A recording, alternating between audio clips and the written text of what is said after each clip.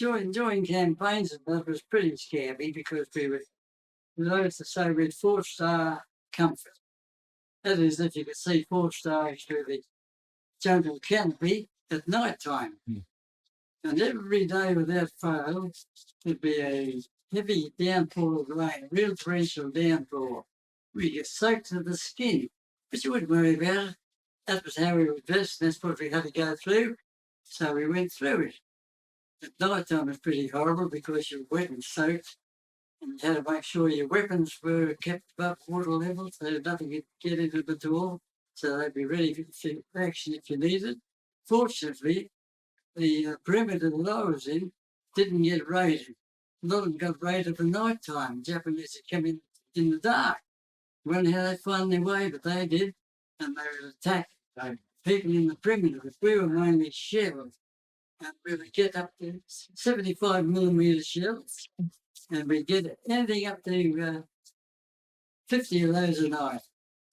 Anything up to 50 of those a night, sometimes more, sometimes less. And on occasions, when 75mm shells were punctuated with double the size, 150s. And they were boomers. Really shook the ground.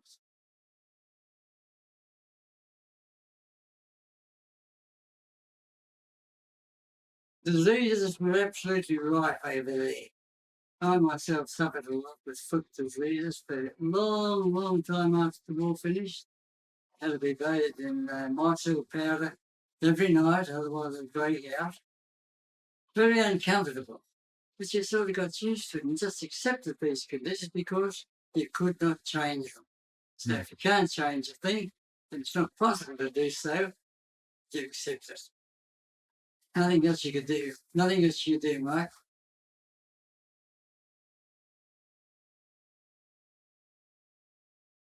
Water was the main thing. They could only be fired where we were breaking the canopy. You couldn't do anything about it when they were in the jungle. Water were no good, absolutely no good whatsoever then. But they were very handy weapon where there's a bit of open space. But then judging the distance was also hard because it's not as though it's like this all those gum trees so far away. You couldn't see that gum tree. You couldn't see anything. You just had to send a forward scout out and you would estimate the distance. And then the mortar fella, which was made up from a special platoon of mortars, they would let a few go and they hit the open spot. We think with great effect. We believed and we hoped. Terrible thing to say that, but that's how it was. It was war.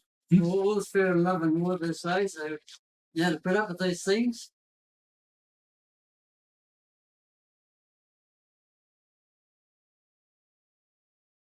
I remember one night we pulled out, we did a campaign, and we were feeling pretty wretched, very wretched indeed. Our nerves were shattered, lost a lot of weight, and we having a rest period, and we on the beach. High Beach, they used to call it. They used to have a name for everything. High Beach.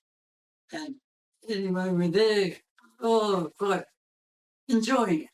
Lovely on the beach. And it's night time. Rotten little fellas, they started up with shells, but they were small shells, little shells. And they used to come over the top of us and land in the water, in the beachhead. But our blokes weren't so sure was going to come back a bit closer. So you see all these blokes out there at night time, all their skin lit up with the bit of light that was there. Their bummers digging out there to get down below ground level. No one was hurt them, didn't rise at all. It's a bit scary though, just the same.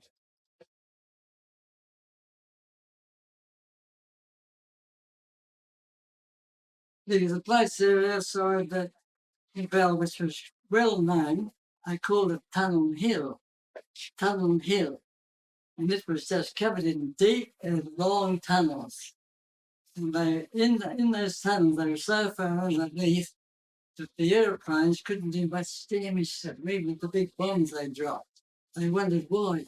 Afterwards, they found out when they penetrated these, we had one in a day, penetrated, and there's a hospital underneath there, and the big transport business underneath. Oh, anything you could think of, instead of being up there, it was down under here, underground.